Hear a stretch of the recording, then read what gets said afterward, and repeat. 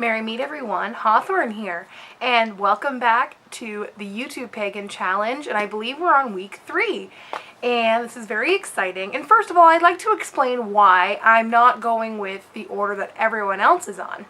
Everyone else was able to start the YouTube Pagan Challenge back in the first week of January. However, I didn't find out about it until about 3 weeks ago. So that's what I've decided to do, is I decided to go in order just because that's what I like to do. I might at some point decide to upload maybe 2 videos in a week so that maybe eventually I could catch up and be on the same page that everyone else is on. But I think it's kind of interesting to be answering them week by week, you know, in that order, especially since the question of what does this time of year mean to you is in there several times, 8 times to be exact. Because it's about the Sabbats and the Wheel of the Year and like the different seasons, all that sort of thing. So I think I might just stick with where I am in the list of what's going on, because I think I just like that. I like that, and I think it's going to be pretty fun. But I don't know, I might upload a couple of videos. Or I might start doing some other videos that aren't YouTube Pagan Challenge related. What do you guys think of that? Leave it in the comments below what you think about that, because I love watching everyone's videos and it's very exciting. And I know I've been commenting on a lot of people's videos, but I'm trying to get out there, and it's also confusing because I have a main YouTube channel as well. So like every time I have to comment on a pagan one, I'm trying to switch to Hawthorne so people can kind of understand the difference, like what headspace I'm in, I guess, when I'm watching them. Anyway, so week 3's question is, do you have an altar or a sacred space? And the answer is yes. My altar has had a lot of iterations since the very first altar I ever made. The first one I ever made was when 2 houses ago, which is about 4 or 5 years ago, when I had my ex-girlfriend who introduced me to paganism, as I talked about before. Basically, she got me to read Wicca for the Solitary Practitioner, and I thought the idea of an altar was really, really cool. And I thought, alright, I'm practicing Krishna consciousness right now. What if I created a Krishna consciousness altar? And on the goddess side, like the goddess side of the altar, have Radha. And if you guys see me gesturing, I'm gesturing for my left. I don't know what way this camera is going to go. I don't know if it mirrors or what's going on. So if I point out directions, just figure them out yourself. But yeah, I decided to have Radha on the goddess side and Krishna on the god side. So Radha Krishna, which is the divine lovers. So I thought that would be pretty cool because it's a kind of a next step between pure Krishna consciousness and paganism. Like that was my kind of interim in between, which I still practice some sort of Krishna consciousness, but it's kind of in a very extremely pagan way now. I definitely say that I am pagan, a Krishna conscious pagan. So I do have an altar, and it's so many iterations since that first one. I got this plastic outdoor coffee table, and it was big. It was like probably that big. Can you see? Probably about that big. And it was quite wide as well. Like, it was pretty big. And so that's what I used for a long time. I would put a sarong over it as an altar cloth, which I still do use sarongs and scarves as altar cloths. I don't like unfinished fabric, but that's because I like to sew and make clothes. So unfinished fabric gives me a feeling. So if I ever do have altar cloths when I want to make out of fabric, I need to finish those edges, or at least put some bias tape over them so I don't see them. But yeah, so like a sarong, and then I would have my altar tools. And of course, from the very beginning, my altar was very, very, very basic. It started out as the very first one, the altar to Radha and Krishna, was a tote box that was full of like my winter stuff or like whatever I wasn't using at the time or something, with a scarf over it. And then it had a blue candle for Krishna and a coral candle for Radha. The blue was kind of like a peacock blue, by the way, because one of Krishna's things is, you know, peacock feather in his little crown, because peacocks are a representation of godliness. So, yes. So that, and then I had I got these photo frames at the dollar store. I framed one of my embossed foil pictures of Krishna, and I printed out at school, I printed out a photo of Radha that would fit into the same size picture frame, and I got these picture frames from the dollar store. So I had that, and then I put a bowl for offerings in it, and that was all I had at the very beginning, was 2 candles, 2 photos, and a bowl for offerings. That was my first altar. Very simple, very nice.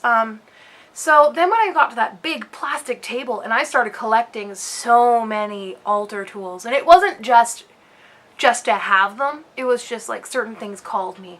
The local fair trade store brought in chalices, and one of them was really beautiful. It had the fertility goddess symbol, the one with the, like, you know, the doing this overhead, and like the body like this, and then with the spiral in her belly. So I kind of like that symbol. I strayed away from it for a while because I was having some gender identity issues, which I am a genderqueer, gender fluid, non-binary, gender non-conforming woman. I like the term woman. I don't mind being called a woman. I don't like being called a girl or a lady. Like when people go ladies like that, I don't like it. But when it's kind of like a title, I like it. So like politically, I'm a woman. Sorry, off topic again. Anyway, where was I? What was I talking about?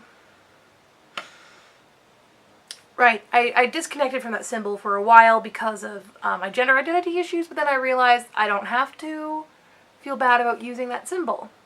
So I have that chalice, and then I got a singing bowl, and then I got, like, this isn't the order, obviously, I don't even remember the order. Like, I got a singing bowl, I got, what else do I have as goddess symbols? I've got a singing bowl. Recently I painted a bowl that would be for offerings and anything like that. The outside of it, it's a bowl with 3 feet, so it reminded me of a cauldron. And I painted the outside of it using potter's glaze, and it's kind of like this black with like some blue, kind of like blue and gray kind of in it, but it's mostly black, and it's got a, like, it's just kind of a really cool texture look to it. Then on the inside, I painted kind of like a light blue with like 2 darker blue swirls inside of it, which is kind of cool. And that's kind of my representation of a cauldron for different things. I use it for offerings, I use it for all sorts of things. I have a fae plate, which is, I use it for offerings, I use it on their candles, but I mostly use it for offering things to the fae, if it's not like wine. And it's just a round little plate about this big, and it's got, like, it's been sectioned off, and it's like rainbow colors, and it's got hearts and little squiggles, and the fae love it. It's very cute, if I do say so myself. I'm the one who painted it after all. And then I got, my athame is actually not double-edged, so you kind of have to visualize differently, and it was a little more difficult to get a hang of, but it's actually like a teeny tiny katana. It's like this long, is like the blade is this long, and then the like handle's this long. It's like this teeny tiny little red katana. It's really cute, but to me it represents self-sacrifice, which is kind of part of my journey, I guess, was part of it. There's a lot of self-sacrifice. Anyway, it's cute. I still want a double-edged knife, but still, I like the athame I'm using. And then I also have, like, I have a glass wand, I have a wood wand, I have a giant, and I mean giant, labradorite wand that has a quartz tip, like a quartz point at the top, a quartz sphere at the bottom, and then it's got the chakra stones up the top, and it's probably about this big and like this wide. It is huge, but it's so beautiful. I have so many candles now. Chime candles, which are really good for ritual candles because they burn in like really quickly. Anyway, and I've got like 2 little chime candle holders, and then I've got so many candles. Don't even get me started on candles. I have so much incense. I used to have so much incense anyway. I was kind of that kid, and it was like, my mom was like, you burn it in your room, you keep your door closed, I don't go in your room, and you can burn it as much as you want in there. So my room pretty much constantly smelled like incense all the time. But I ended up getting so much stuff. But then it got like, I had this big table just covered in stuff, and things would get dusty. I'd forget about it. I wouldn't want to use it because it was like, ugh, or like I didn't want to redecorate it because it was just too much stuff. So when I moved to my new place, I tried my altar right here in the kitchen. It didn't really work out there. It was just like not the right space. It had a lot of space in the sense that it was like enough room, but it didn't have the right feel to it. I tried it on top of my dresser, but it was just kind of like, it didn't work there either. So I put all of my altar stuff in a Tupperware bin, and I was like, all right, here's the thing. If, for now, until I find the right place and I feel the timing is right and the mood is right, I am not going to put up a permanent altar. I can take out my tools as I need them, and I can make a temporary altar, but it has to go back away until I find the place it's meant to be. So I went to our Astara ritual, and at the time we were given a grounding stone. It is a giant stone. It's about this big, and it's from the river here. I love the river here, by the way. Just the river makes me so happy. I've lived along the river my whole life. Like, I lived further down the river, and now I live upriver. Or do I live downriver? I don't remember. Don't remember what direction it goes. But huge grounding stone. And when he brought it home, I was like, this needs to go on an altar. And then I had a sudden inspiration of a smaller, more minimalist altar with like one of each tool on it kind of thing. So the front and center is the grounding stone to keep me grounded. And then there's all sorts of things. There's a big closed-in incense. My altar's over there, by the way. I'm going to show photos at the end, don't worry. But it's like over there. For my God representation, I have a gold stag that used to be a Christmas ornament that a friend gave me, but it's like this gold glitter stag that I use for God representation. And I have a goddess candle that was given to me by a guy who used to be in our local community and was a big figure in it for a long time until he left and got kind of sick, and haven't really seen him since. But it's this goddess figure that's really beautiful. She's got like, it looks like a meadow with like, there's like a little squirrel and a ladybug and little flowers, and like her body looks like a meadow, and then she's holding a candle holder on top, like for a tea light on top, which is really cool. I have my chalice, I have a bell, I have my God and Goddess candles, which are 2 orbs, a silver orb for the goddess, which is the moon, and then a gold orb for the god, which is the sun. And then I have my athame and my wooden wand on right now. So that's what I have on my altar right now.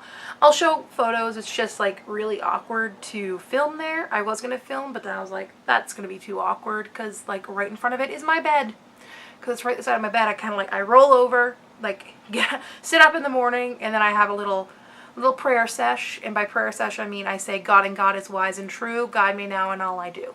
It's the most basic prayer, and I decided to incorporate that into